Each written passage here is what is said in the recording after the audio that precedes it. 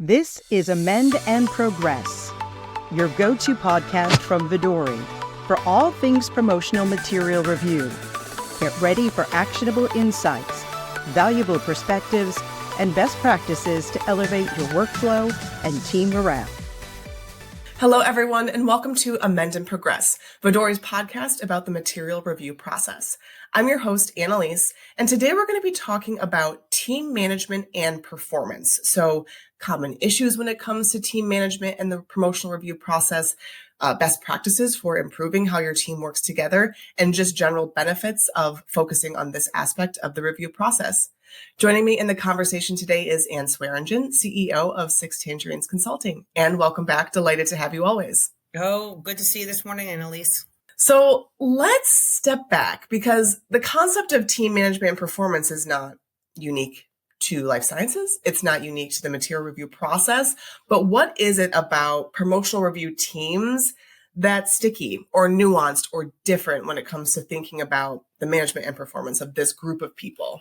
Yeah, no, we keep coming back to this. It's a human process, right? As much as the software helps, it's about, do people know what they need to do in their roles, right? You've got marketing that's submitting or a similar type group, and you've got medical and regulatory and legal. And they each have very different focuses. And so when you're managing a team of people that don't report to you, and you're trying to get this all together, there's just that other layer of challenge that comes to it, right? So some of it is, do they know what's in their swim lane? Do they know what's expected of them to be able to go ahead and review content, right? So some of it's really just kind of setting up, like I like to say, who's who in the zoo and what do they do? I think that's a unique aspect of it, is you're managing a team that maybe isn't part of your direct reports or your team. And so talk to me a little bit about, like, what is that relationship like? Or what are some things that you can do to improve that relationship with folks that you have like a tangential access to in some ways? Yeah, it can be a really easy relationship, or it can be very tenuous depending on the situation that the organization is in, because marketing really wants to get out new content super fast. You need to be at the front end of things, and medical, regulatory, and legal are looking for accuracy and legal risks and regulatory risks. And so there's this bit of a push-pull, or you're bumping heads with it. So things that I've seen work really well is get to know the people, right? Depending on how the organization is set up, you may have 15 reviewers in one group, or you may only have 2. So if you only have 2 and you know that things are filtering through those 2, get to know them, understand, talk to them. Don't just rely on the system. But make sure that they know what's coming, especially if it's a big project, and especially if there's a tight timeline. If it's not necessarily a tight timeline, you should be having a service level agreement in regards to, hey, stuff gets in, we're expecting it to be approved within 5 days or 3 days or whatever you need. Do that, and then set expectations. And don't always try to go to the same reviewers, right? Sometimes if there's a bigger group, just kind of spread it out a little bit, because these reviewers are doing this in addition to their jobs, and so there are other priorities that legal may have, that regulatory may have, that medical may have, that although content review is super important to the marketer, it's not as important in that moment of time to the team that's reviewing. What are the individual goals, and how does that ladder up into how that team works together? Yeah, absolutely. So common issues, potentially challenges, people not knowing what their swim lane is or that they're staying in it. Communicating roles and responsibilities potentially is an issue. What else not can go wrong, but what are some of the sticking points when it comes to managing this team? Is there a person that just pulls these people together and kind of does best practices? In some organizations, the content review process can sit within marketing or regulatory or medical. It usually doesn't sit within legal. But is there kind of an overseer, I guess I would call it, the one that, if there are challenges, it can get escalated to. It's really hard because this is very cross-functional. And then depending on if the organization's culture works really well together or doesn't work really well together, it can be very tenuous or super easy to work with. Having maybe monthly kind of everybody, content submitters and reviewers, having a combined meeting to say, you know what, hey, content submitters, these are the challenges we're seeing.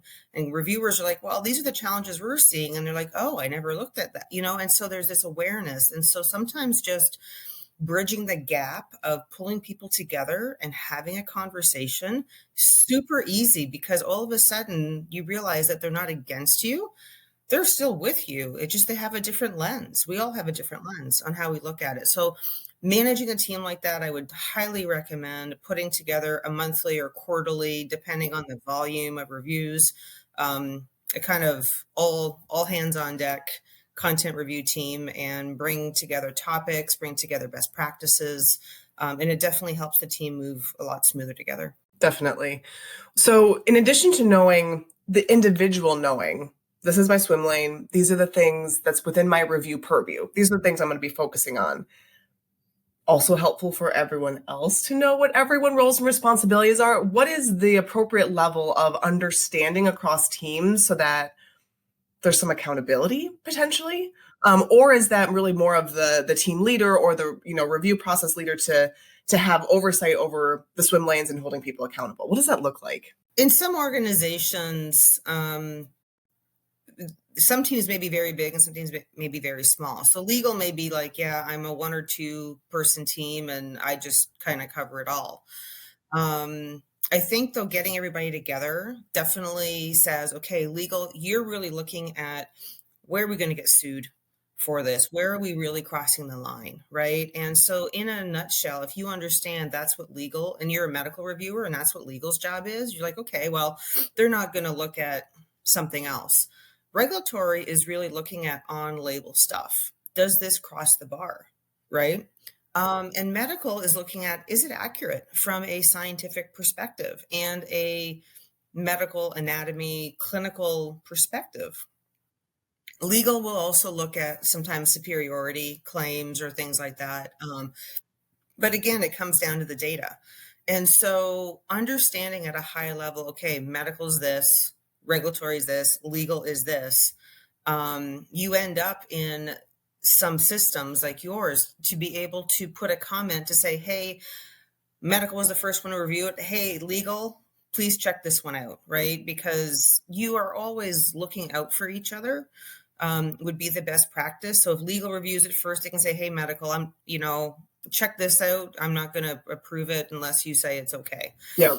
And there's that at mention feature that Vidori has in the system, which works really well. Having that at a high level, and then understanding, you mentioned some like claims, right? Like how do they look at claims, and what consistencies will reviewers do in regards to some team members may be a little bit looser to say, yeah, you're in the spirit of. Others would be like, nope, it's on the, it's verbatim on the claim sheet, therefore it's verbatim on there. And so finding that balance in the team of you have a little bit of play, but you don't have a ton of play is another piece to manage, because some folks will say, hey, we've always done it this way. We've always said it this way. And others are like, well, yeah, but you're not to the claim sheet. And so managing those inner conflicts are also something to be aware of. Absolutely. One thing that you and I had talked a little bit about before when we were preparing for this recording today is you had brought up tenure and how tenure factors into managing the team, the way the team works together. Can you talk a little bit more about that and how that sort of factors into the conversation today? Yeah, tenure is a love-hate thing, right? Like you want people with experience, but sometimes you don't want people with experience. And although it sounds really crazy, there's people with experience that are very stuck in their ways and people with experience that are very open to change. And then when you do content review and you bring people in, and whether it's a junior marketer or a junior medical person or even junior regulatory, they don't know what they don't know, because you're not necessarily taught how to do claims review or what a claim is. And so there's a learning curve. The industry Well, there's some cases of organizations getting their hands slapped for, egregious or claims or things like that. But when someone's new, they're looking at it with new eyes, right? They haven't done this before and they don't know what they don't know. So they're going to be asking a lot of questions, which is super helpful. It can also slow down the process until they kind of get up to speed. Someone that has been around for a few years may know the product inside and out, may know the data they have inside and out, but is not thinking of potential impact because like, yeah, we've seen that before, I've seen that for years, and it's just like an automatic approval, right? And so there's a little bit, I kind of liken it to like nursing experience in regards to a fresh nurse is going to ask and they're going to like really want to be in there. And then the older nurse is like, yeah, give the patient another hour, then they'll crash. Right. Like, and so it's finding a balance. So tenure definitely plays a role. And again, it's finding the balance in the team to be able to augment and get things through the quickest that you can. Yeah. I know one thing that our like customer success folks talk about when someone new comes in that maybe is more green or, doesn't have as much of that tenure is to go look at previous jobs or previous review jobs and say, take a look at the comments, see what's going on. What are the types of comments being left? Who's dropping which comments? Just to get a handle on the like culture of the review process, because it can be so unique and different. And so it's just like on-ramping into like how that team works together, having some of that record or that history can be super helpful. So I know that's something we talk to folks about and makes sense just to get your footing on when I go into this, what type of comment am I going to leave and what can I potentially expect from others? So, yeah. You always want to be nice, because if you were the submitter, you don't want something that's going to be like, woo, where did that come from? But there's just a knowledge gap. And so how as a team do you move together in an organization to, if you're starting out this review process, how do you start out with the same foundation? So even though you're maybe transitioning to a new system or doing something, take a step back and say, okay, what are the goals of claim review? The claim review process is not, or the content review process is not intended to be editorial. It's intended to say, okay, are we fair? Are we accurate? Are we keeping ourselves legal and in regulatory compliance in all the geographies our products are in? And so if we understand the foundations of it, people will then go, oh, okay, yeah, I have this responsibility. I have that responsibility, but there is so much pressure. And I think the most challenging pieces that teams review are podcasts and podcasts, webinars, kind of things like that, scripts, video scripts, because you get into conversations like this, you never know what the person is going to say, even though sometimes it's scripted and things like that. So is there off-label claims? Is there things like that? So how does that editing go? What do you want to say?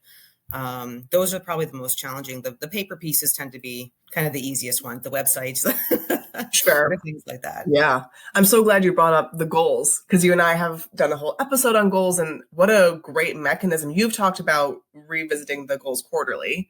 What a great mechanism to communicate to someone new or to remind those that are more tenured of like, this is what we're trying to do every quarter. So what a nice tie, I think, just to that whole conversation we had on the benefits of goal setting.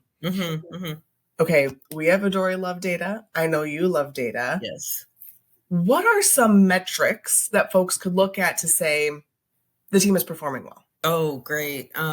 So my favorite metric at all is cycle time, right? Or in a way, not necessarily cycle time, but first round approvals, right? How many pieces are going in? And once they get in, those two are kind of tied together, right? So number one is who's getting to go first, right? And the fastest. And number two, without revisions, right? Even though like this podcast is amend and progress, it's a little bit of a revision, right? So when you look at the metrics, is it 60%, 50%, 30, 90? How many are going through first and how many are going through second? Because if you're going through more than 2 iterations, there's an issue, right? And then cycle time. What's your average cycle time? And the thing about Vidori metrics is that you can see by piece, and then you can see by group who is kind of the speedy ones and who's slowing you down. So who's the tortoises and the hares, right? You can go in and say, oh, okay, legal is really struggling right now because maybe they're in an acquisition or something like that, right? And so they've been behind. So how do we kind of plan for it? Maybe we're getting caught up because the piece is getting translated, right? And there are things like that. So number one would be first pass review, percentage wise, right? Very first one. The second one is cycle time in days, right, of that piece. And subset of that is with which groups, because some groups, because it's the overall cycle time of the whole piece, medical may be reviewing in 0.5 of a day or 1 day, but you've got regulatory that's in 3 days and legal that's in 7. So the whole cycle time is going to be longer. So finding out where your roadblocks are. And then it's looking at revisions. Just, how many times are things going through? Those are the big ones that I absolutely love. Yeah, I think that's great. On the topic of, if there's a specific group that's potentially struggling more than others, any tips on communication? So you can imagine you come to the whole group, and say, hey, X team, you're taking a lot longer than others to review and approve this. Then you could imagine someone gets on the defensive. That's not, so any tips for like communicating this information in a way that's more of like, hey, everyone, this is talk to me about that. Because you can imagine that someone could get put on the defensive if they're called out specifically for maybe holding up the review process for whatever reason, even if it's extremely valid in that there is an acquisition going on and there's other stuff on their plate. Would love to get your perspective on that. Yeah, so it comes down to team management. So kind of like the whole purpose of this podcast, right? And it's one of those things where each organization will set it up. So some organizations may set it up where there's a core group of people for each therapeutic area that just gets content, right, as part of their daily job. So they may do regulatory work, as an example, 50% of the time. The other 50% of the time is content review. Others, it may be 10% of their time, right? And so having a kind of a content leader that's a manager in each of the functions is super important, because that's who you go to first. And before you start picking on an individual, you're like, hey, medical director, or hey, regulatory manager, or hey, legal manager. We've done and you also work with them when you get those numbers, right? To say, hey, we just ran the numbers for the last quarter or the last month or whatever period you've ran them. And regulatory or medical, you're consistently, running 6 days when our service level agreement is 5. As we communicate this up, what messaging do you want to use, and how are you planning on talking to your team? And then as the kind of the gatekeeper, the overseer, you can say, hey, and by the way, just to that manager or that person, these are the 2 or 3 individuals that are seeming to struggle. So when you look at your capacity models, so you can actually almost give them a solution, and not kind of pick. Now, it gets really hard in small organizations where you've only got 1 or 2 people. And so that's where it's going to get a bit more tenuous. But then it's like, just stop and set the expectations and just say, hey, you know what? We would rather you just raise your hand and say, you know what? I'm slammed this week. And so don't submit anything, or this week's going to take an extra week because we have the FDA here, we have BfArM here, we have whatever's going on. And give them a little bit of ownership and accountability so that they can actually say, whoa, I'm kind of busy, right? But if that becomes too routine, then you have another issue that you have to deal with. We talk all the time about communicate peak periods. Either, hey, team, there's a ton of content coming because we have this thing that we're going to be doing, or I have an outage, or there's something going. Communication. It's a people process. It's a people process. You got to talk about the process, which, yeah, however you feel about that. But absolutely, just the more you talk, the more everyone's on the same page. Issues can get addressed earlier. I mean, yeah, absolutely. And all of a sudden, if you have, like we've mentioned before, if you have that monthly forum, mm-hmm.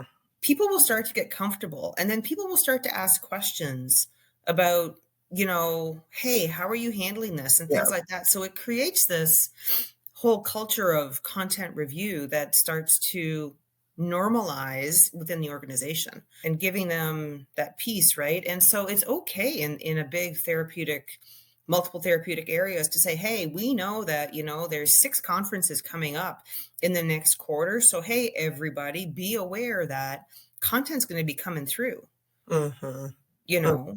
Yep. So much good stuff. We've talked about challenges, some best practices, tenure, communication. I mean, so much that I think no matter the size of your organization, so much to take advantage of here. If you could leave the audience with one thing, let's say someone's like, we want to start with one small thing to improve the way that this team is managed. What would be one thing you would recommend people start with? Clarify roles, responsibilities. Make sure people, number one, understand what the process is about and understand who's who in the zoo and what do they do. Perfect.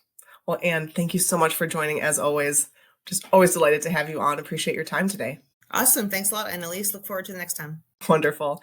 And for everyone else, the conversation doesn't stop here. Please follow Vidori on LinkedIn for updates on new episodes. Join in on the conversation. Ask us questions. Tell us what you think about this content or things you want to hear about in the future. You can subscribe to Amend and Progress on YouTube, Apple, Spotify, or wherever you get your podcasts. Until next time, I'm Annalise, signing off from Amend and Progress. Have a fantastic day.